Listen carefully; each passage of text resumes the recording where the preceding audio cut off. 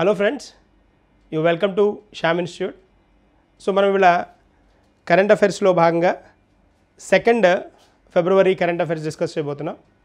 వాటిలో మనం డిస్కస్ చేయబోయే అంశాలు ఒకసారి చూస్తే నేషనల్ క్రిటికల్ మినరల్ మిషన్, తర్వాత క్రిటికల్ మినరల్ మిషన్తో పాటు కేంద్ర బడ్జెట్ 25-26 25-26ది ఈ ఫైనాన్షియల్ ఇయర్ది మనం డిస్కస్ చేయబోతున్నాం.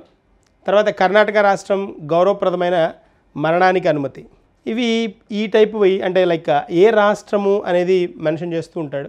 అంటే ఏ రాష్ట్రం రీసెంట్గా అనౌన్స్ చేసిందనో, లేకపోతే కర్ణాటక అనేది ఎన్నో రాష్ట్రమనో ఇలా అడుగుతూ ఉంటాడు.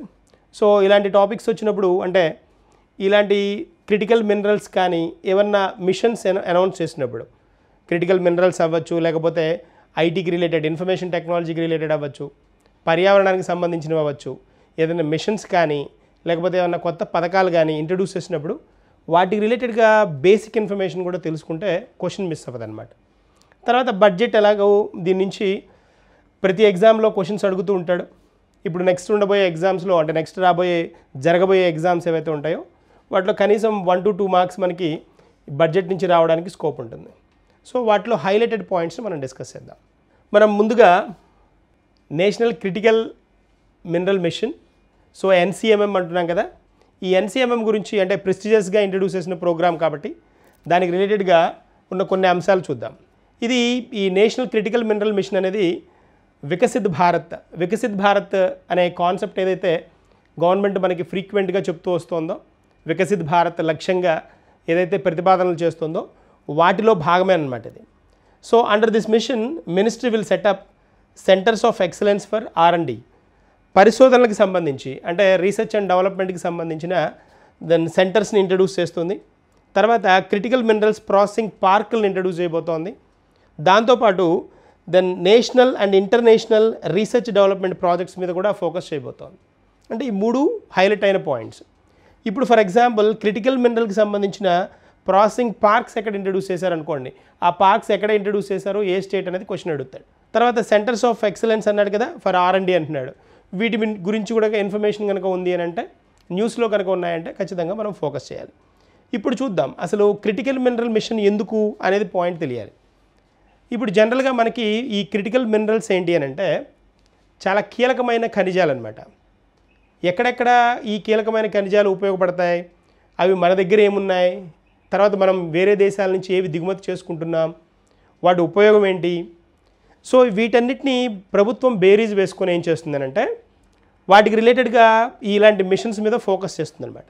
ఇప్పుడు బాగా మన దగ్గర కనుక సఫిషియెంట్గా ఉన్న మినరల్స్ ఉన్నాయనుకోండి ఏమన్నా, ఆ మినరల్స్ని మనం వాటి మీద ఫోకస్ చేసి కనుక వాటి ఉత్పత్తి పెంచడం కానీ లేకపోతే వాటిని ఎక్స్ప్లోర్ చేయడం కనుక చేస్తే ఏమవుతుందనంటే వివిధ రకాల దేశాల మీద మనం దిగుమతుల మీద ఏవైతే ఇప్పటిదాకా మనం డిపెండ్ అవుతున్నామో ఆ డిపెండెన్సీ తగ్గించుకోవచ్చు అనమాట. అంటే వేరే దేశాల మీద మనం ఏదైతే వాళ్ళ మీద డిపెండ్ అయ్యి తీసుకొచ్చుకుంటున్నామో మినరల్స్ని పర్టికులర్ డిపెండెన్సీ తగ్గించుకోవచ్చు అనేది పాయింట్. అదనమాట కాన్సెప్ట్. ఇప్పుడు లక్ష్యం చూద్దాం. అంటే దీని టార్గెట్ ఏంటి అంటే భారత PSUలు, పబ్లిక్ సెక్టార్ యూనిట్స్ అంటాం కదా, పిఎస్యూస్ అన్నా CPSEలన్నా PSEలన్నా ఇవన్నీ ఒకటే. పబ్లిక్ సెక్టార్ యూనిట్స్ అంట, సెంట్రల్ పబ్లిక్ సెక్టార్ ఎంటర్ప్రైజెస్ అంట, పబ్లిక్ సెక్టార్ ఎంటర్ప్రైజ్ అంట, అంటే ప్రభుత్వ సంస్థలు అని. సో PSUలు మరియు ప్రైవేట్ రంగ కంపెనీలు విదేశాలలో కీలకమైన ఖనిజ ఆస్తులను కొనుగోలు చేయడానికి మరియు వనరులను అధికంగా ఉన్న దేశాలతో వాణిజ్యాన్ని చేయడానికి, ట్రేడ్ని మెరుగుపరుచుకోవడానికి లేదా సులభతరం చేసుకోవడం లక్ష్యం అన్నమాట. అంటే టార్గెట్ ఏవేవైతే ఖనిజాలు మనం వేరే దేశాల నుంచి తీసుకుంటున్నామో లేదా వేరే దేశాల మీద డిపెండ్ అవుతున్నామో ఆ వాణిజ్యాన్ని ఏం చేస్తారంటే సులభతరం చేసుకోవడానికి ఈ మిషన్ ఇంట్రడ్యూస్ చేశారు.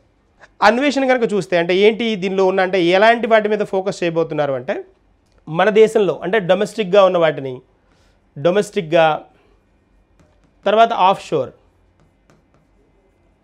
ఉన్న వాటిని ఆఫ్షోర్ ప్రాంతాలలో కీలకమైన ఖనిజాల అన్వేషణను తీవ్రతరం చేస్తుంది. మన దగ్గర ఉన్నవి, మన ఆఫ్షోర్లో ఉన్నవి, వీటి మీద ఫోకస్ చేయడం జరుగుతుందన్నమాట.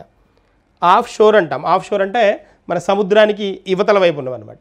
సో ఇందులో ఏమున్నాయంటే ఖనిజాల అన్వేషణ, ఎక్కడెక్కడ ఈ మినరల్స్ ఉన్నాయో మినరల్స్ ఎక్కడ ఉన్నాయో చెక్ చేసుకోవడం, ఒక పాయింట్. తర్వాత మైనింగ్ చేయడం, మైనింగ్. తర్వాత బెనిఫిషియేషన్, ప్రాసెసింగ్ మరియు జీవితాంతం ఉత్పత్తుల నుండి రికవరీతో సహా విలువ గొలుసు యొక్క అన్ని దశలను మూవ్ చేయడం. విలువ గొలుసు అంటాం, ఇది బాగా ఫ్రీక్వెంట్గా వినే వర్డ్. సప్లై చైన్ అంటాం కదా, విలువ గొలుసు వాల్యూ చైన్ అంటాం, వాల్యూ చైన్, సప్లై చైన్. ఈ రెండు పదాలు మనం ఫ్రీక్వెంట్గా వింటుంటాం. సప్లై చైన్ అంటే ఏంటి అంటే ఒక వస్తువు తయారైనప్పటి నుంచి మార్కెట్లోకి రావడానికి ఏవేవైతే వివిధ పరిస్థితుల నుంచి వస్తుందో దాన్ని సప్లై చైన్ అంటాం. వాల్యూ చైన్ అంటే ప్రైజింగ్ స్టేజెస్ అనమాట. ఏ స్టేజ్లో ఎక్కడెక్కడ దాని విలువ ఎలా మారుతోంది, దిగుమతి చేసుకున్న తర్వాత దాని విలువ మారుతుంది, తర్వాత దాన్ని హోల్సేలర్ నుంచి రిటైలర్కి వచ్చేటప్పటికి ధర మారుతుంది, అది వాల్యూ చైన్ అనమాట. సో ఇది ఖనిజాల అన్వేషణ, మైనింగ్, బెనిఫిషియేషన్, ప్రాసెసింగ్ ఇవన్నీ దీనిలో ఇంక్లూడ్ అయి ఉన్నాయన్నమాట. That's a point. తర్వాత ఇక్కడ మనం చూస్తే కీలకమైన ఖనిజాల గురించి కొన్ని పాయింట్స్ కనుక అబ్జర్వ్ చేస్తే ఇవి ఎందుకు మనకి అని అంటే ఆర్థిక అభివృద్ధి అంటున్నాడు, ఫైనాన్షియల్ డెవలప్మెంట్కి చాలా ఇంపార్టెంట్ పార్ట్ ప్లే చేస్తుంది. అంతేకాకుండా జాతీయ భద్రతకు కూడా, నేషనల్ సెక్యూరిటీకి కూడా చాలా ఇంపార్టెంట్ ఇది.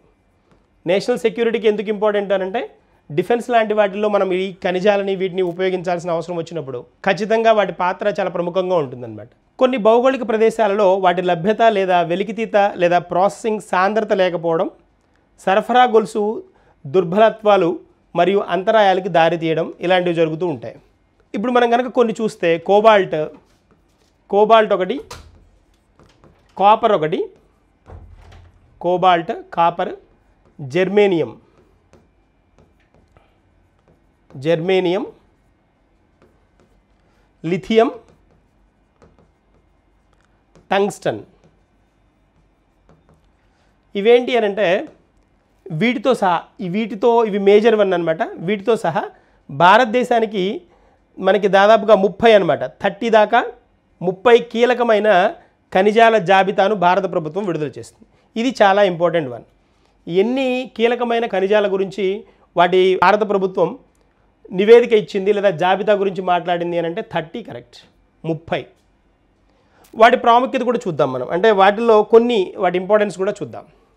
జూలై 20, 2023లో ప్రభుత్వం గనులు మరియు ఖనిజాలు అభివృద్ధి మరియు నియంత్రణ చట్టం, mines and minerals development regulation act అనమాట. డెవలప్మెంట్ అండ్ రెగ్యులేషన్ యాక్ట్ 1957 ఏదైతే ఉందో దాన్ని సవరణ చేయడం జరిగింది. ఎప్పుడు 2023లో అనమాట. దీని ద్వారా సవరించడం ద్వారా 30 ఖనిజాలను క్లిష్టమైన ఖనిజాలుగా గుర్తించింది, అతి ముఖ్యమైన ఖనిజాలుగా గుర్తించింది ఈ పర్టికులర్ 2023 చట్టం ద్వారా. ఈ ఖనిజాల బ్లాక్లను వేలం వేయడానికి కేంద్ర ప్రభుత్వానికి అధికారం ఇచ్చింది. ఇక్కడి నుంచి స్టార్ట్ అయిందనమాట. కేంద్ర ప్రభుత్వానికి ఈ 30ని ఎవరెవరైతే ఎక్స్ప్లోర్ చేస్తున్నారో, ఎక్కడైతే వీటిని తవ్వకాలు జరుగుతున్నాయో వాటి దగ్గర వేలం వేయడం అనే కాన్సెప్ట్ని స్టార్ట్ చేసింది, కేంద్ర ప్రభుత్వానికి అధికారం ఇవ్వడం జరిగిందనమాట. That is one.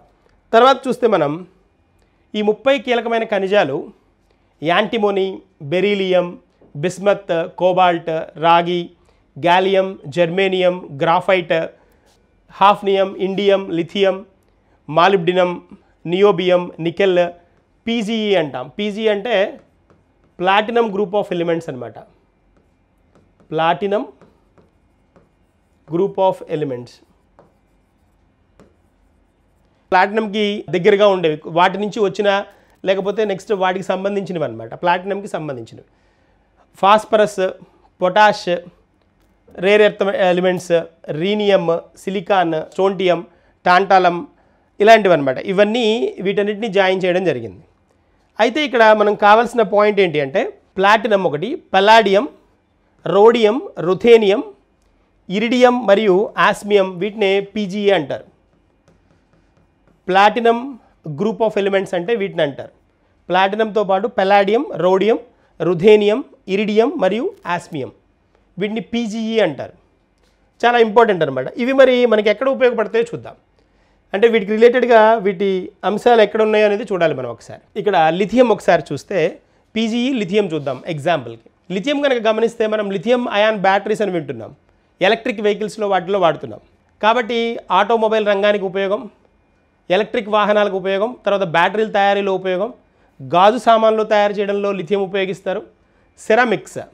Ceramic metals, ceramic goods ఉంటాయి కదా, వాటిని తయారు చేయడానికి, ఇంధనాలు తయారీకి, తర్వాత కందెన లాంటి వాటిని తయారు చేయడానికి మనకి లిథియం వాడతారు. కాబట్టి ఇది మరి స్పెషల్ ఖనిజమే కదా, వీటిని ప్రొటెక్ట్ చేసుకోవడం, వీటికి రిలేటెడ్గా కేంద్ర ప్రభుత్వానికి ఆక్షన్లు ఇవ్వడం, వేలం వేసుకోవడానికి ఛాన్స్ ఇవ్వడం గవర్నమెంట్ చేసిందనమాట. That's a point. తర్వాత నెక్స్ట్ వన్ కనుక వస్తే మనం ఒకసారి పీజీఈ చూద్దాం. ఎలిమెంట్స్ కనుక అబ్జర్వ్ చేస్తే ఇవి ఎక్కడెక్కడ వాడతారు అంటే ఆటో ఉత్ప్రేరకాలుగా వాడతారు, ఉత్ప్రేరకాలుగా. తర్వాత ఆభరణాల తయారీలో ప్లాటినం మరి ఆభరణాలు ఉంటాయి కదా, ప్లాటినం ఆభరణాలు మనం వెస్ట్రన్ కంట్రీస్లో ఎక్కువ అబ్జర్వ్ చేస్తూ ఉంటాం. తర్వాత మందుల తయారీలో వాడతారు, సైన్యం ఉపయోగించే ఎలక్ట్రానిక్ పరికరాల్లో కూడా మనకి ఈ పీజీని వాడతారు, ప్లాటినం గ్రూప్ ఎలిమెంట్స్ని వాడతారు. అంతేకాకుండా ఎలక్ట్రోకెమికల్ ఇండస్ట్రీస్లో వీటిని వాడడం జరుగుతుందన్నమాట. సో ఇక్కడ మనం ఒక క్వశ్చన్ చూద్దాం, ఎలా అడగడానికి స్కోప్ ఉంటుందో మీకు క్లారిటీ కూడా వస్తుంది. నేషనల్ క్రిటికల్ మినరల్ మిషన్ లక్ష్యం ఏమిటి అంటున్నాడు. దీనికి రిలేటెడ్గానే అంటే క్వశ్చన్ స్టాండర్డ్ ఇప్పుడు మనం విన్నాం కాబట్టి కొంత గెస్ చేయడానికి ఛాన్స్ ఉంటుంది. ఇలా వినకుండా కొత్తగా ఉన్నవి ఏం చేస్తాయంటే క్వశ్చన్స్ ఖచ్చితంగా ట్విస్ట్ చేస్తాయి. That's a point. కాబట్టి ఇది మనం సింపుల్గా కొంచెం ట్రై చేస్తే అర్థం చేసుకుని ఆన్సర్ పెట్టేయచ్చు. ఆప్షన్ ఏ చూడండి, వనరులు అధికంగా ఉన్న దేశాలలో పర్యాటకాన్ని ప్రోత్సహించడం అంటున్నాడు. భారత ప్రభుత్వ రంగ సంస్థలు మరియు ప్రైవేటు కంపెనీలు విదేశాలలో కీలకమైన ఖనిజ ఆస్తులను కొనుగోలు చేయమని ప్రోత్సహించడానికి అన్నాడు. భారతదేశం యొక్క ఖనిజ ఎగుమతిని తగ్గించడం అంటున్నాడు. ఎగుమతిని తగ్గించడం వల్ల ఉపయోగం ఉండదు, ఎగుమతిని పెంచుకుంటే ఉపయోగం ఉంటుంది. కాబట్టి ఇది రాంగ్ స్టేట్మెంట్. దేశీయ ఖనిజ అన్వేషణపై మాత్రమే దృష్టి పెట్టడం. దేశీయ ఖనిజే కాదు కదా, అంతర్జాతీయ అని కూడా అనుకున్నాం కాబట్టి ఇది రాంగ్. ఇప్పుడు ఈ రెండింటిలో ఆన్సర్ ఉంటుంది మనకి. వనరులు అధికంగా ఉన్న దేశాలలో పర్యాటకాన్ని ప్రోత్సహించడం అంటున్నాడు. రాంగ్ కదా, అసలు పర్యాటకానికి సంబంధించిందే కాదు కదా, ఇది ఖనిజాల వెలికితీత గురించి కదా. కాబట్టి answer B is correct. Option B is right answer అనమాట. This is one. Next question చూద్దాం. క్రింది వాటిలో భారతదేశం జాబితాలో ఉన్న కీలకమైన ఖనిజం ఏది అంటున్నాడు. కీలకమైన ఖనిజం ఏది అంటున్నాడు కదా, ఎసెన్షియల్ ఆర్ ఇంపార్టెంట్ మినరల్ అడుగుతున్నాడు. ఒకసారి ఆప్షన్స్ చూద్దాం. ఫస్ట్ ఆప్షన్ గోల్డ్ అని ఉంది, సెకండ్ ఆప్షన్ లిథియం అని ఉంది, ఇనుము, ఇసుక. ఇది చూడండి, ఈ ఆప్షన్ చూసిన వాళ్ళు రెండో ఆప్షన్కి మూడో ఆప్షన్ నాలుగో ఆప్షన్ చూడడం కష్టం. ఎందుకంటే మనకి అందరికీ తెలిసిందేంటి, విలువైన అనగానే బంగారం పాయింట్ పడిపోయి ఉంటుంది కదా మైండ్లో. అందుకని వాడు కావాలని ఆప్షన్ ఫస్ట్ ఆప్షన్లో ఇచ్చినట్టు చూడండి. So be careful with the first option. చాలా జాగ్రత్తగా ఉండాల్సిన ఆప్షన్ ఏ అనమాట, ఫస్ట్ ఆప్షన్ అనమాట. సో ఇది బంగారం కాదు. ఇక్కడ ఏమంటున్నాడు, ఖనిజం అంటున్నాడు. జాబితాలో ఉన్న కీలకమైన ఖనిజం అంటున్నాడు కదా. భారతదేశం ఇచ్చిన ఈ 30 జాబితాలో 30 ఏవైతే ఉన్నాయో వాటిల్లో కీలకమైనది ఏది అని అడుగుతున్నాడు. దట్ ఈస్ లిథియం అనమాట, లిథియం. సో మన option B correct. B is the correct answer అనమాట. That's one. నెక్స్ట్ మనకి వెళ్దాం. బడ్జెట్ నుంచి మనకి క్వశ్చన్స్ ఖచ్చితంగా అనుకున్నాం కదా. సో ఇక్కడ 2025-26 బడ్జెట్ కనుక అబ్జర్వ్ చేస్తే దీనిలో కొన్ని పాయింట్స్ని హైలైట్ చేశారు. ఏంటవి అంటే వికసిత భారత్ లక్ష్యం. వికసిత భారత్ లక్ష్యంగా మనకి బడ్జెట్ని ప్రవేశపెట్టడం జరిగింది. వీటిలో కీలకమైన అంశాలు అంటే ఇంపార్టెంట్, వెరీ ఇంపార్టెంట్ అనుకున్నవి ఏవైతే వాటిని మనం డిస్కస్ చేస్తూ వెళ్దాం. ఎందుకు అనంటే కరెంట్ అఫైర్స్ పార్ట్లో మనం డిస్కస్ చేసేది ఏవేవి దీనికి రిలేటెడ్గా ఉన్నవో, అంటే లైక్ కరెంట్ అఫైర్స్లో చెప్పుకోగల బడ్జెట్ అంశాలు చెప్పుకుంటాం. తర్వాత ఎక్స్క్లూజివ్గా చెప్పుకున్నప్పుడు వాటికి కంప్లీట్గా బడ్జెట్ అంతా పిన్ పాయింటెడ్గా డిస్కస్ చేస్తాం. సో ఇక్కడ నేను ముఖ్యాంశాలు మాత్రమే దాన్ని ఇక్కడ తీసుకుంటున్నాను. వీటిలో భాగంగా మనం అబ్జర్వ్ చేస్తే ఒక్కసారి చూద్దాం. 2019లో తొలిసారిగా కేంద్ర బడ్జెట్ని సమర్పించినప్పుడు శ్రీమతి సీతారామన్ బంగారు అంచుతో కూడిన సాధారణ గులాబీ రంగు మంగళగిరి చీరను ధరించారు. అంటే చీరకు కూడా ప్రాముఖ్యత ఉంటుంది చూడండి. ఇక్కడ ఆవిడ కట్టుకున్న చీర చూడండి. అంటే కళలకు ఇంపార్టెన్స్ ఇవ్వాలి, కల్చర్కి ఇంపార్టెన్స్ ఇవ్వాలి అనే ఒక స్లోగన్ని 2014 నుంచి వీళ్ళు ఫోకస్ చేస్తూ వచ్చారు.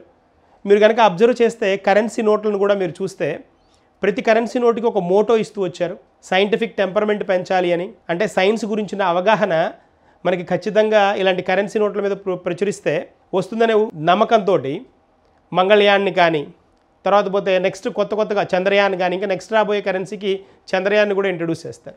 ఇలా మనకి సైంటిఫిక్ టెంపర్మెంట్ని పెంచడానికి అలా హోల్డ్ చేస్తూ వస్తున్నారు. అలాంటి వాటిలోనే 2019 నుంచి ఈవిడ బడ్జెట్ ప్రవేశపెడుతున్నారు కదా. 2019లో మనం అబ్జర్వ్ చేస్తే తొలిసారిగా కేంద్ర బడ్జెట్ను సమర్పించినప్పుడు ఆవిడ బంగారు అంచుతో ఉన్న ఈ మంగళగిరి చీరను కట్టుకొని వచ్చారు.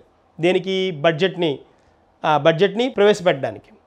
ఈ బడ్జెట్ పత్రాలను తీసుకెళ్ళడానికి దశాబ్దాలుగా ఎప్పటి నుంచో మనం వాడుతున్న ఈ రెడ్ బ్రీఫ్ కేస్, ఒక తోలు బ్రీఫ్ కేస్ని వాడతారనమాట.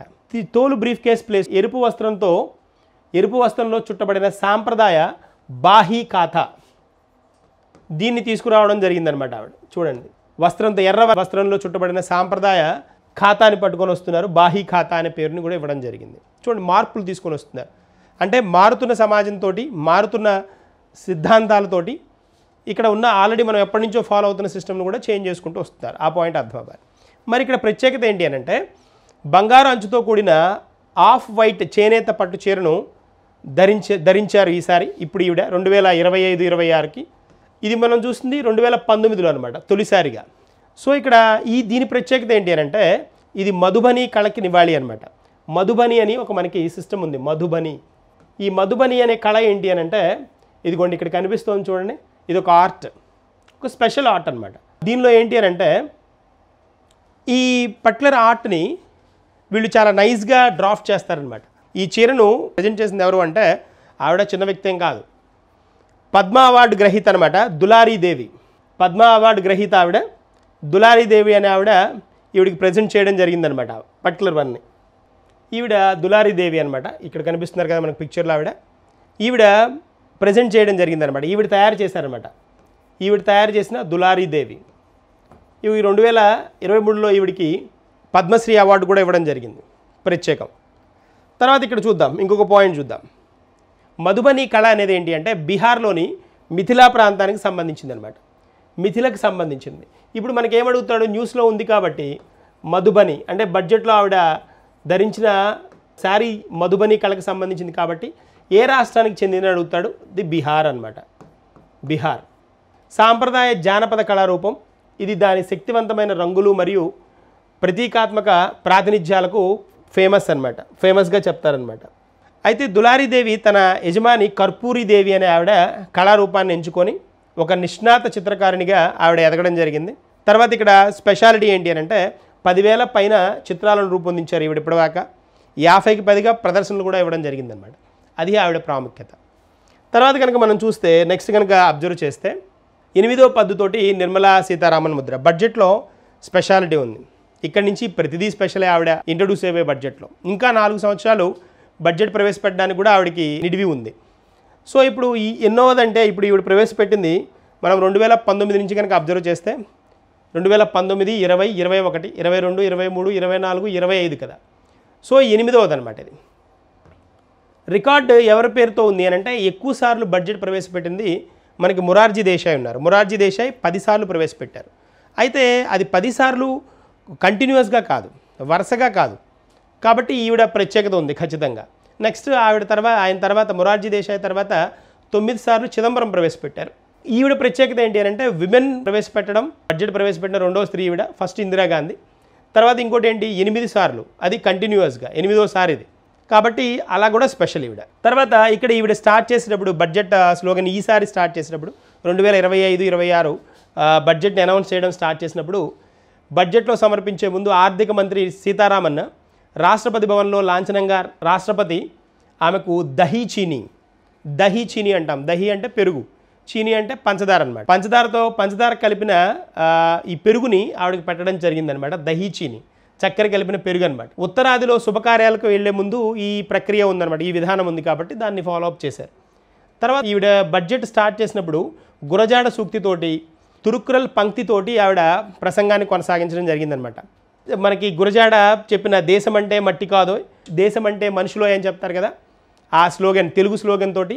తర్వాత తమిళ్ తిరుక్కురల్ పంక్తిని కూడా మాట్లాడారు. ఇక్కడ ఏమన్నారు అంటే, తిరుక్కురల్ రాసిన భూమి మీద సకల జీవులు వర్షాలను ఆశించి జీవిస్తున్నట్లే ప్రతి పౌరుడు సుపరిపాలన కావాలని కోరుకుంటాడు అనే పంక్తిని కూడా, సుపరిపాలన కావాలి, గుడ్ గవర్నెన్స్ కావాలి అనుకుంటారు కదా ప్రతి ఒక్కళ్ళు, ఆ పంక్తిని ఆవిడ హైలైట్ చేయడం జరిగిందనమాట. సో అంటే భిన్న సంప్రదాయాలని, కళలని, వీటన్నింటినీ మేళవించి బడ్జెట్ని ప్రవేశపెట్టడం అనేది చాలా ప్రత్యేకత సంతరించుకుందనమాట. That's the point. తర్వాత నెక్స్ట్ మనకి వెళ్దాం. మనం నెక్స్ట్ చూద్దాం. ఈ బడ్జెట్ ప్రక్రియ మనం కనుక అబ్జర్వ్ చేస్తే ఇది మనకి ఏప్రిల్ 7, 1860లో జేమ్స్ విల్సన్ మొదటి ఆర్థిక సభ్యునిగా భారతదేశం యొక్క మొట్టమొదటి బడ్జెట్ని ప్రవేశపెట్టారు 1860. దాని తర్వాత అంటే మనం క్రోనాలజికల్గా చూస్తే డౌన్ ద లైన్ కనుక చూస్తే 1947-48 మనకి ఇండిపెండెన్స్ వచ్చిన ఇయర్ కదా, మిస్టర్ లియాఖత్ అలీ ఖాన్ తాత్కాలిక ప్రభుత్వ సభ్యునిగా బడ్జెట్ని సమర్పించడం జరిగింది. తర్వాత నవంబర్ 26, 1947లో ఆర్కే షణ్ముగం చెట్టి స్వతంత్ర భారత్ తొలి బడ్జెట్ని ప్రవేశపెట్టారు. ఇది మనకి ఆ విధంగా వచ్చిన ప్రక్రియ అనమాట. ఇది ఇలా జరిగిన ప్రక్రియ అనమాట. ఇప్పుడు ఇంకొన్ని పాయింట్స్, అడిషనల్ పాయింట్స్ కనుక చూస్తే మనం మొత్తం బడ్జెట్లో వీళ్ళు అనౌన్స్ చేసిన ఎన్ని కోట్ల రూపాయల బడ్జెట్ అని అంటే చూడండి, 50,65,345 కోట్ల రూపాయల బడ్జెట్. 50,65,345 కోట్లు. వీటిలో రెవెన్యూ వసూళ్ళు ఎంత అంటే 34,20,409 కోట్లు. మూలధన వసూళ్ళు అంటే క్యాపిటల్ రిసీట్స్ అంటాం. రెవెన్యూ వసూళ్ళు అంటే రెవెన్యూ రిసీట్స్ అంటాం. ఈ మూలధన వసూళ్ళు ఎంత ఉంది? 16,44,936 అనమాట. సో రెవెన్యూ వ్యయం, ఇవి ఎక్స్పెండిచర్ గురించి మాట్లాడుతున్నాం. రెవెన్యూ ఎక్స్పెండిచర్ ఎంత అంటే 39. అవి రిసీట్స్, ఇది ఎక్స్పెండిచర్. ఇది వచ్చిన ఆదాయము, ఇది పెట్టబోయే ఖర్చు. బడ్జెట్ అనేది యాన్యువల్ ఫినాన్షియల్ స్టేట్మెంట్ కదా, అంటే ఈ సంవత్సరంలో ఎంత ఆదాయం రావడానికి స్కోప్ ఉంది, ఎంత ఖర్చు పెట్టాల్సి వస్తుంది అనేది ముందుగా వేసే అంచనానే కదా. సో ఇప్పుడు 39,44,255 ఇది వ్యయం అనమాట. ఈ రెండింటికి ఉన్న గ్యాప్ ఏమవుతుంది? మనం ఖచ్చితంగా బయట నుంచి అప్పు తీసుకురావడమో లోకల్గా ఉన్న సంస్థల నుంచి తీసుకోవడమో ఇలా చేయాల్సి వస్తుంది. సో మూలధన వ్యయం ఎంత, ఎక్స్పెండిచర్ ఎంత అంటే 11,21,090 కోట్లు అనమాట. ఇది పాయింట్. సో నెక్స్ట్ మనకి వెళ్దాం. కొన్ని పాయింట్ ఇంకోటి అడిషనల్గా చూద్దాం. 1.7 కోట్ల మంది రైతులకు లబ్ధి చేకూర్చేలాగా ప్రధానమంత్రి ధనధాన్య కృషి యోజన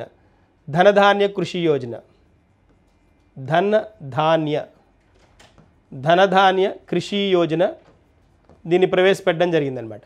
1.7 కోట్ల మంది రైతులకు లబ్ధి కలిగే విధంగా. వ్యవసాయ ఉత్పాదకత తక్కువగా ఉన్న 100 జిల్లాల్లో దీన్ని అమలు చేస్తారనమాట. వ్యవసాయ ఉత్పాదకత, అగ్రికల్చర్ ప్రొడక్షన్ తక్కువగా ఉన్న జిల్లాల్లో దీన్ని ప్రవేశపెట్టడం అనేది పాయింట్ ఇక్కడ. తర్వాత గరిష్టంగా 5 లక్షల రుణ పరిమితితో కిసాన్ క్రెడిట్ కార్డ్స్ ఉన్నాయి కదా మనకి, కేసీసీ అంటాం, కిసాన్ క్రెడిట్ కార్డ్స్. ఈ కిసాన్ క్రెడిట్ కార్డ్స్కి మనకి జనరల్గా క్రెడిట్ లిమిట్ ఎంత ఉంటుందంటే, రుణ పరిమితి ఎంత ఉంటుంది అంటే 3 లక్షలు ఉండేది, దాన్ని 5 లక్షలు చేస్తున్నారనమాట. 5 lakhs చేస్తామని చెప్పారు. కిసాన్ క్రెడిట్ కార్డ్ కేసీసీ అంటాం. అంటే సులభంగా రుణాలను తీసుకోవడానికి రైతులకి సులభతరమైన విధానం ఏంటి అని అంటే ఈ కిసాన్ క్రెడిట్ కార్డులు అనమాట. ప్రస్తుత ఆర్థిక సంవత్సరంలో ద్రవ్యలోటు జీడిపిలో ఎంతటా 4.8% ఉంటుందని అంచనా. ద్రవ్యలోటు అని అంటే మనకి ఇంగ్లీష్లో ఫిస్కల్ డెఫిసిట్ అంటాం. ఫిస్కల్ డెఫిసిట్ ఎంత ఉండడానికి స్కోప్ ఉంటుందంటే 4.8% ఆఫ్ జీడిపిలో 4.8% ఉండే విధంగా చేస్తామని చెప్తున్నారు. మనకి టార్గెట్ ఎంత? 2 to 6, 2 నుంచి 6% దాకా మనం ఫిస్కల్ డెఫిసిట్ని బ్యాలెన్స్ చేయొచ్చు అనమాట. 6 మ్యాక్సిమమ్, 2 మినిమం అనమాట. 2 మినిమం, 6 ఇస్ ద మ్యాక్సిమం. ఈ మధ్యలోనే మెయింటైన్ చేయాలి ఫిస్కల్ డెఫిసిట్ని. మనకి FRBM యాక్ట్ చెప్పే కండిషన్ అనమాట. అది FRBM అంటాం కదా, FRBM అని ఉంటుంది, fiscal responsibility budget management act ప్రకారం 2003 యాక్ట్ అనమాట. ఈ యాక్ట్ ప్రకారం ఖచ్చితంగా 2% to 6% మధ్యలో దీన్ని మెయింటైన్ చేయాల్సిన అవసరం ఉంటుంది. తర్వాత 2026 ఆర్థిక సంవత్సరాన్ని దీన్ని 4.4% కట్టడి చేయాలన్నది లక్ష్యం. ఈ సంవత్సరానికి 4.8, నెక్స్ట్ ఇయర్కి వచ్చేటప్పటికి 2026కి వచ్చేటప్పటికి దీన్ని 4.4కి కంట్రోల్ చేస్తామని చెప్తున్నారు. డెఫిసిట్ అంటున్నాము కాబట్టి లోటు అంటాం కదా. ఫిస్కల్ డెఫిసిట్ అంటే కోస లోటు అంటాం. కోస లోటు అయినా, ప్రాథమిక లోటు అయినా, రెవెన్యూ లోటు అయినా ఇవన్నీ తగ్గిస్తే మనం పాజిటివ్గా రిజల్ట్స్ వస్తాయనేది పాయింట్. అది తెలిస్తే సరిపోతుంది. సూక్ష్మ చిన్న మధ్య తరహా పరిశ్రమలకు రుణాలను అందించే ఆర్థిక సంస్థలకు ఇచ్చే క్రెడిట్ గ్యారంటీ మొత్తం 5 కోట్ల నుంచి 10 కోట్లకు పెంచారు. ఇలాంటివి క్వశ్చన్స్ అడుగుతాడు, లేదా స్టేట్మెంట్లో వాటిని పాయింట్లుగా ఇస్తాడు. ఎక్కడ వేటికి అంటున్నాడు? సూక్ష్మ చిన్న మధ్య తరహా పరిశ్రమలకు అంటున్నాడు. అంటే MSMEs అంటాం కదా, మైక్రో స్మాల్ అండ్ మీడియం ఎంటర్ప్రైజెస్కి రుణాలను అందించే ఆర్థిక సంస్థలకు ఇచ్చే క్రెడిట్ గ్యారంటీ క్రెడిట్ గ్యారంటీ అంటాం. అది క్రెడిట్ గ్యారంటీ ఇప్పుడు 5 కోట్లు ఉంది, దాన్ని 10 కోట్లకు పెంచుతామని చెప్తున్నారు. వచ్చే 5 ఏళ్లలో ప్రభుత్వ పాఠశాలలో 50,000 అటల్ టింకరింగ్ ప్రయోగశాలని, అటల్ టింకరింగ్ ల్యాబ్స్ అని ఉంటాయి, ఏటీఎల్ అంటాం, అటల్ టింకరింగ్ ల్యాబ్స్. వీటిని 50,000 అటల్ టింకరింగ్ ప్రయోగశాలని ఏర్పాటు చేస్తామని చెప్తున్నారు. ఈ టింకరింగ్ ల్యాబ్స్ వల్ల ఏమవుతుందంటే నాలెడ్జ్ పెంచుకోవడానికి విద్యార్థులకి పాసిబిలిటీ ఉంటుందన్నమాట. 500 కోట్ల వ్యయంతో విద్యారంగంలో కృత్రిమ మీద ఉత్కృష్ట కేంద్రాలను ఇంట్రడ్యూస్ చేయబోతున్నారు. ఆర్టిఫిషియల్ ఇంటెలిజెన్స్కి సంబంధించిన పీక్ ఎపెక్స్ బాడీస్ని, ఎపెక్స్ సిస్టమ్ని ఇంట్రడ్యూస్ చేయబోతున్నామని చెప్తున్నారు. దీనిలో ఎక్కడ విద్యా సంస్థలలో ఎన్ని వందల కోట్లు అంటే 500 crores ఖర్చు పెట్టి. రైతులకు ఇక్కడ కనుక మనం అన్నదాతకు అభయం అనే కాన్సెప్ట్ కింద, అన్నదాతకు అభయం కింద రైతులకు రుణ సదుపాయం పెంచారు. పప్పు ధాన్యాల దిగుబడి పెంపునకు 1000 కోట్ల రూపాయలతో ప్రణాళిక వేస్తున్నారు. బీహార్లో మఖానా బోర్డు ఏర్పాటు, అది ఇంపార్టెంట్ వన్. మఖానా బోర్డు కింది రాష్ట్రాలలో ఏ రాష్ట్రానికి దాన్ని కేంద్ర ప్రభుత్వం బడ్జెట్లో అనౌన్స్ చేసిందని అడుగుతాడు బీహార్. తర్వాత పత్తి దిగుబడులను పెంచేందుకు 5 ఏళ్ల ప్రణాళిక ఇస్తున్నారు. 5 years, ఇప్పటి నుంచి 5 ఏళ్ల ప్రణాళిక 30 దాకా. చీడపీడలను తట్టుకుంటూ అధిక దిగుబడులు ఇచ్చే విత్తనాల అభివృద్ధి, అంటే హై ఈల్డింగ్ వెరైటీస్ అనమాట. హై ఈల్డింగ్ వెరైటీస్ ఉంటాయి కదా, అంటే చీడపీడలకి ఎలాంటి ఎఫెక్ట్ అవ్వకుండా, ఇబ్బంది పడకుండా అధిక దిగుబడినిచ్చే వంగడాలని వాడతారు అని చెప్తున్నాడు అనమాట. That's a point. Next one చూద్దాం. గిగ్ వర్కర్లకు, గిగ్ వర్కర్లు అంటాం కదా, గిగ్ వర్కర్లు అంటే తాత్కాలికంగా ఉద్యోగ అవకాశాలు ఉన్న ఉద్యోగాలను మనం ఏమంటే ఉన్న ఎంప్లాయీస్ని గిగ్ వర్కర్లు అంటాం. స్విగ్గీలో పనిచేసేవాళ్ళు, తర్వాత పోతే ఈ ఆన్లైన్ సేవలను అందించే వాళ్ళు ఉంటారు కదా, ఆన్లైన్లో వస్తువులను తీసుకొచ్చి మనకి ఈ కామర్స్ సేవలను అందించే వాళ్ళు ఉంటారు. అలాంటివన్నీ ఏమంటామంటే గిగ్ వర్కర్లు అని పిలుస్తాం. ఈ గిగ్ వర్కర్లకు గుర్తింపు కార్డులు, ఈ శ్రమ్ పోర్టల్లో వారి పేర్ల నమోదు, ప్రధానమంత్రి జన్ ఆరోగ్య యోజన ద్వారా ఆరోగ్య బీమా ఇవి కల్పిస్తామని చెప్తున్నారు. అంతే కదా, తాత్కాలికంగా ఎప్పుడు ఉద్యోగం పోతుందో తెలియని పరిస్థితిలో ఉండే ఎంప్లాయీస్ అనమాట వాళ్ళకి భరోసా ఇస్తామని చెప్తున్నారు ఈ ప్రోగ్రాముల ద్వారా. ఇది కూడా ఇంపార్టెంట్. తర్వాత next and most important point ఏంటి అని అంటే మనకి కింద చెప్పాలి. దీనిలో అబ్జర్వ్ చేస్తే ఒకసారి మనం కనుక చూస్తే, ఇక్కడ కనుక అబ్జర్వ్ చేస్తే బీమా రంగంలో విదేశీ ప్రత్యక్ష పెట్టుబడుల పరిమితిని 74% నుంచి 100%కి పెంపు, ప్రీమియం మొత్తం భారత్లోనే ఉంచే సంస్థలకే ఈ వెసులుబాటు. మొత్తం ప్రీమియంని భారతదేశంలోనే కనుక ఉంచేటట్లయితే మొత్తం ప్రీమియంని, కట్టిన ప్రీమియం అంతటిని వాళ్ళకి ఒక సదుపాయం ఇస్తామంటున్నారు. ఏంటి అని అంటే విదేశీ ప్రత్యక్ష పెట్టుబడులు. విదేశీ ప్రత్యక్ష పెట్టుబడులు అంటే ఫారెన్ డైరెక్ట్ ఇన్వెస్ట్మెంట్స్ అంటాం. ఈ ఫారెన్ డైరెక్ట్ ఇన్వెస్ట్మెంట్ పెట్టుబడుల పరిమితిని 74% ఉంది ప్రజెంట్, దాన్ని 100%కి చేస్తామని చెప్తున్నారు. Good thing. ఖచ్చితంగా అడుగుతాడు, ఇది ఇంపార్టెంట్ పాయింట్ కింద కన్సిడర్ చేయాలి. ఏ రంగంలోనైనా అడగచ్చు, లేదా ఎంత శాతమైనా అడగచ్చు. నిధుల కొరతతో నిలిచిపోయిన 1,00,000 గృహాల నిర్మాణాన్ని సత్వరమే పూర్తి చేసేందుకు 15,000 కోట్లతోటి నిధిని ఇంట్రడ్యూస్ చేస్తున్నామని చెప్తున్నారు. ఇది కూడా important one. House for all అనే కాన్సెప్ట్ ఉంది కదా వీళ్ళది, దాని కింద అనమాట. తర్వాత సమర్పించిన ఆదాయపు పన్ను రిటర్నులో సవరణలకు గడువు 2 నుంచి 4 నెలలకు పొడిగించారు. 2 నెలలు ఉండేది సవరణలు చేసుకోవడానికి, ఇప్పుడు దాన్ని 4 months చేశారు. వయోధికులకు అంటే సీనియర్ సిటిజన్స్కి నగదు డిపాజిట్ల పైన వచ్చే వడ్డీ ఆదాయం 1,00,000 రూపాయల వరకు పన్ను ఉండదు. ప్రస్తుతం ఈ పరిమితి 50,000కే ఉంది. 50,000 రూపాయల దాకా వీళ్ళకి పన్ను ఉండదు. దాన్ని 50,000 నుంచి ఏం చేశారు, 1,00,000 రూపాయల దాకా కనుక ఉంచుకుంటే వాళ్ళకి పన్ను ఉండదు అనే కాన్సెప్ట్ని తీసుకొచ్చారు. ఏడాదికి 6 లక్షల లోపు అద్దెకు ఆదాయం పన్ను నుంచి మినహాయింపు. ప్రస్తుతం అది 2.4 అంటే 2,40,000 రూపాయలు ఉండేది, దాన్ని 6 లక్షలు చేశారనమాట పన్ను రాయితీని. దేనిలో, గృహం పైన వచ్చే పన్ను ఉంటుంది కదా, అద్దెకు ఆదాయ పన్ను ఉంటుంది కదా, దానిలో అనమాట. తర్వాత రూపాయి రాక పోక చూడాలి. ఇది కూడా ఇంపార్టెంటే. దేని నుంచి ఎక్కువ, ఎక్కడి నుంచి ఆదాయం ఎక్కువ వస్తుంది, దేనికి ఆదాయం ఎక్కువ ఖర్చు అవుతుంది బడ్జెట్లో, ఈ అంశాల్లో ముఖ్యమైన అంశం ఇది. ఇప్పుడు మనం ఫస్ట్ ఒకసారి రాక చూద్దాం. ఎక్కడికి అంటే దేని నుంచి ఆదాయం గవర్నమెంట్కి వస్తుంది అనేది రూపాయి రాక. గవర్నమెంట్కి దేని నుంచి ఆదాయం వస్తుంది చెప్పేది రూపాయి రాక. దీనిలో మనం కనుక చూస్తే ఇవన్నీ పైసలు అనమాట.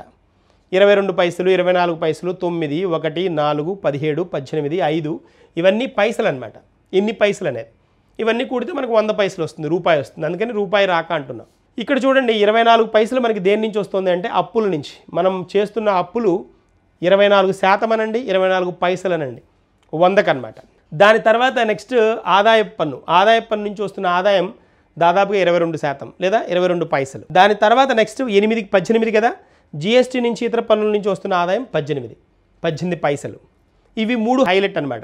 మనకి క్వశ్చన్ ఎలా అడుగుతాడు, మనకు వచ్చే ఆదాయంలో సింహభాగం దేని నుంచి వస్తుంది, ఆదాయం లేదా రాక దేని నుంచి అంటే అప్పుల నుంచి వస్తుంది. బయట నుంచి తీసుకుంటున్న అప్పుల నుంచి ఎక్కువ ఆదాయం వస్తుంది. మరి అప్పు కూడా ఆదాయమే అవుతుంది. పే చేసేటప్పుడు రుణం కాబట్టి రుణంకి ఇచ్చే వడ్డీ ఇవ్వడమో ఇంకోటి పే చేయడమో జరుగుతుంది. సెకండ్ ఏది అంటే ఆదాయపు పన్ను.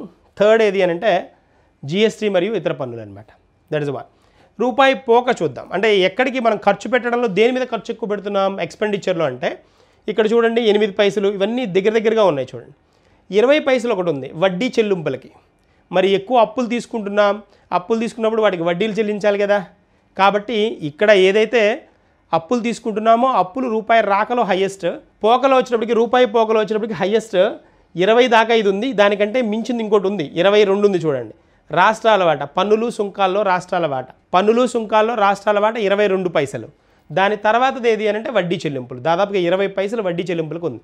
24 పైసలు అప్పులు, 20 పైసలు వడ్డీ చెల్లింపులు. హయ్యెస్ట్ ఏది ఇక్కడ పన్నులు, రాష్ట్రాల వాటా, పన్నులు సుంకాల్లో రాష్ట్రాల వాటా, రాష్ట్రాలకు ఇవ్వాల్సిన వాటా, ఫినాన్షియల్ కమిషన్ చెప్పిన ప్రకారం జరిగే వాటాలు అనమాట, ఇచ్చే వాటాలు అనమాట. తర్వాత దీని తర్వాత 22 తర్వాత 20 వడ్డీ చెల్లింపులు. దాని తర్వాత 16 కదా, 16 వచ్చినప్పుడు కేంద్ర రంగ పథకాలకి సెంట్రల్ సెక్టార్ స్కీమ్స్కి గవర్నమెంట్ స్పెండ్ చేసే అమౌంట్ అనమాట. సెక్టారల్ స్కీమ్స్కి కాబట్టి ఎక్కువ అవుతుంది. అదే ప్రాయోజిత కార్యక్రమాలు అనుకోండి, పథకాలు అనుకోండి, సెంట్రల్ స్పాన్సర్డ్ స్కీమ్స్ అనుకోండి, వాటిలో రాష్ట్రాల వాటా కూడా ఉంటుంది కాబట్టి కేంద్ర ప్రభుత్వం మీద భారం కంప్లీట్గా పడదు. That is one.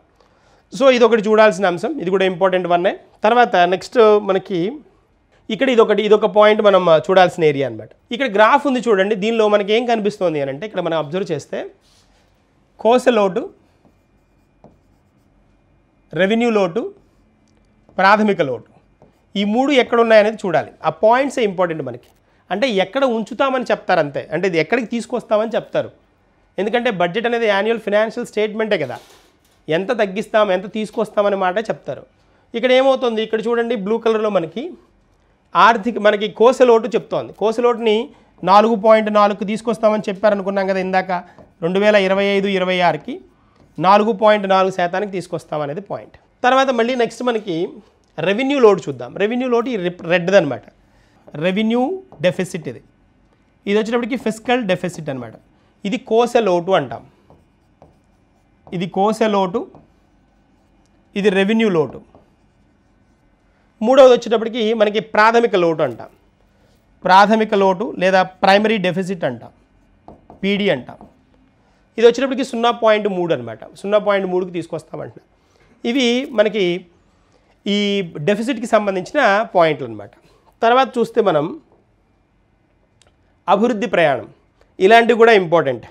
ఎందుకు అనంటే జనరలైజ్ చేసి క్వశ్చన్ అడగాలి అని అంటే, జనరలైజ్ చేసి క్వశ్చన్ని కన్ఫ్యూజ్ చేస్తూ అడగాలి స్టూడెంట్ని అంటే ఇలాంటి పాయింట్స్ మీద ఫోకస్ చేస్తాడు. చదివేటప్పుడు అంత ప్రాముఖ్యత ఉందా అని ఆలోచించే పాయింట్స్నే క్వశ్చన్స్గా ఫ్రేమ్ చేస్తున్నాడు ఈ మధ్యకాలంలో మనం గమనిస్తే. సో ఇక్కడ అలాంటిదే ఇది అనమాట. అభివృద్ధి ప్రయాణం కనుక చూస్తే వీటిని ఏమంటామంటే ప్రగతి ఇంజన్లు అని పిలుస్తారు. ప్రగతి ఇంజన్లు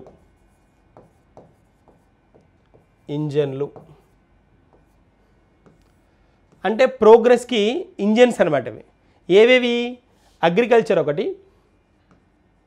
ఎంఎస్ఎంఈ ఒకటి, micro small and medium enterprises, సూక్ష్మ చిన్న మధ్య తరహా పరిశ్రమలు, తర్వాత ఇన్వెస్ట్మెంట్స్ పెట్టుబడులు, ఇన్వెస్ట్మెంట్స్, తర్వాత ఎక్స్పోర్ట్స్.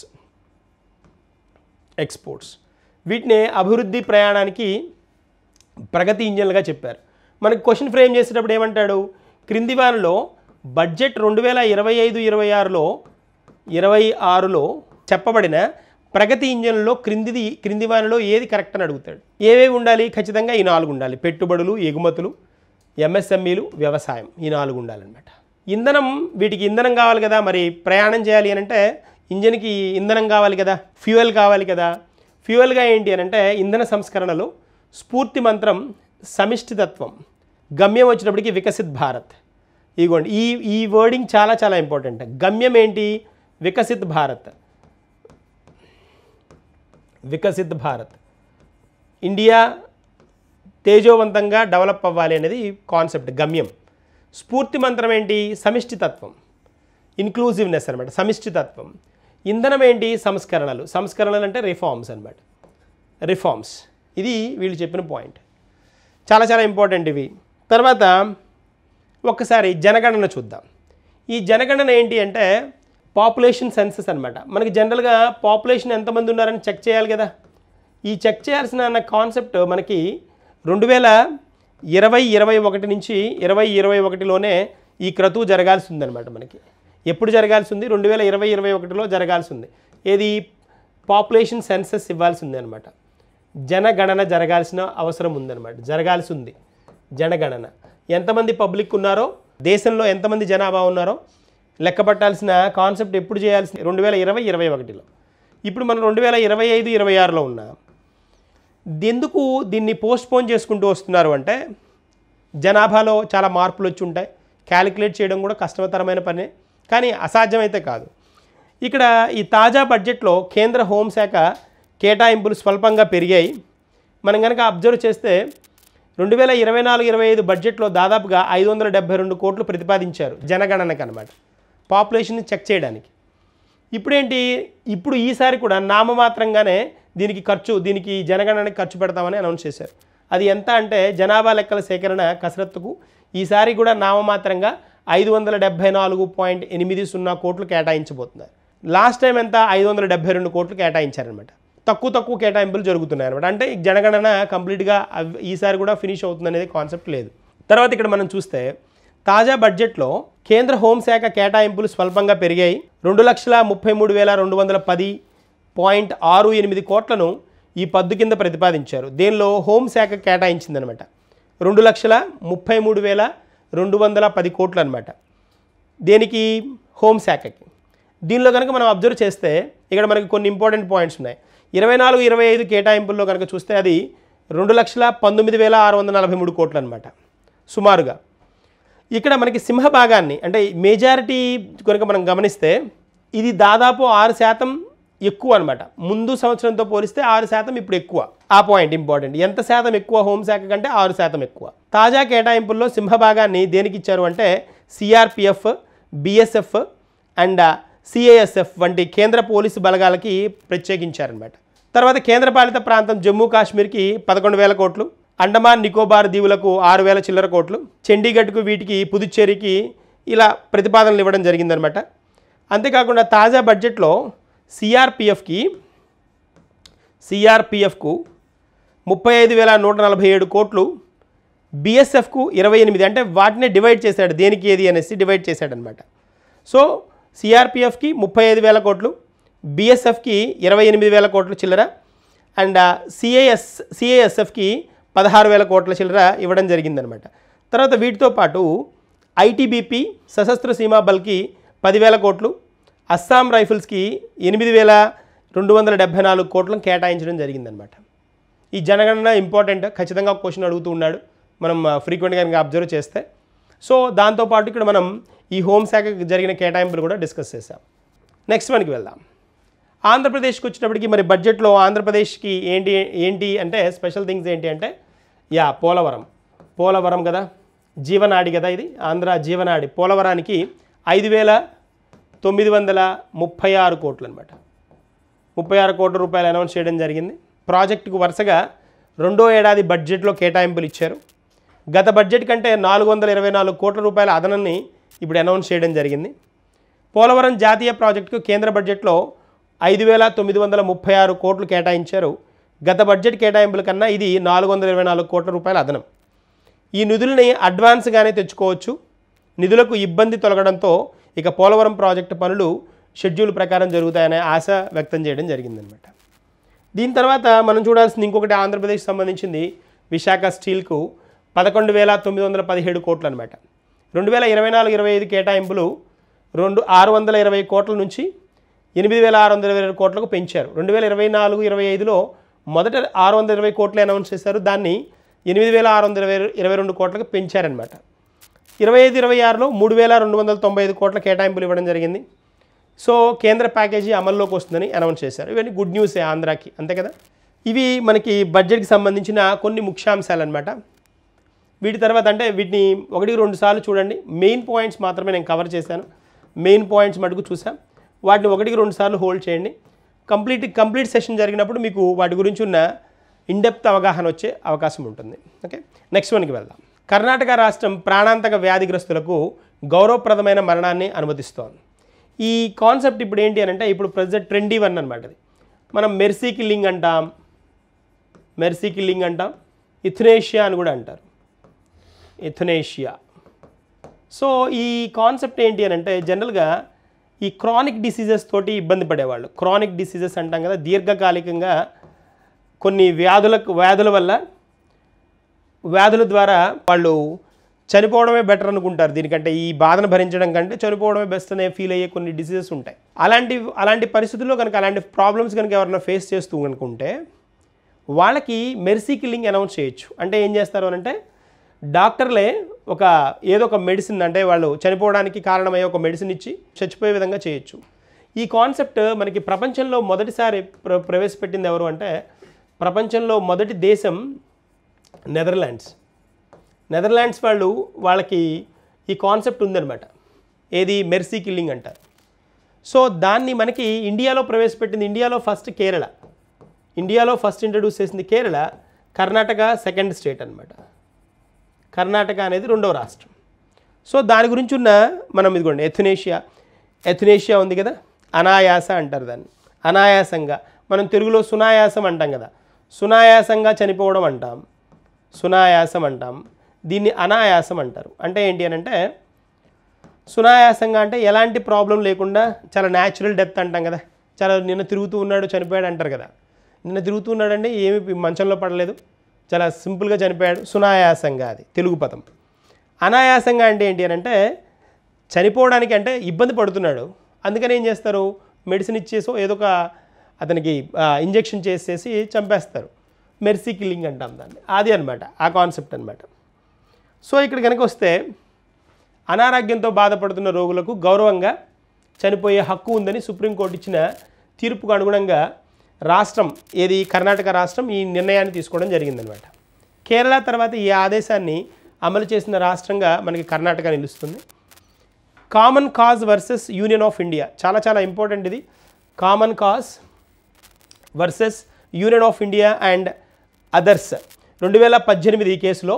2018 కేసులో సుప్రీంకోర్టు తీర్పు ఆర్టికల్ 21 ప్రకారం అధికరణ 21 కదా, అధికరణ 21 ప్రకారం గౌరవంగా చనిపోయే హక్కును ప్రాథమిక హక్కుగా గుర్తించింది మరియు నిష్క్రియాత్మక చట్టపరమైన చెల్లుబాటును కూడా సమర్థించిందనమాట. ఎప్పుడు సుప్రీంకోర్టు ఏ కేసులో, common cause versus Union of India కేసులో.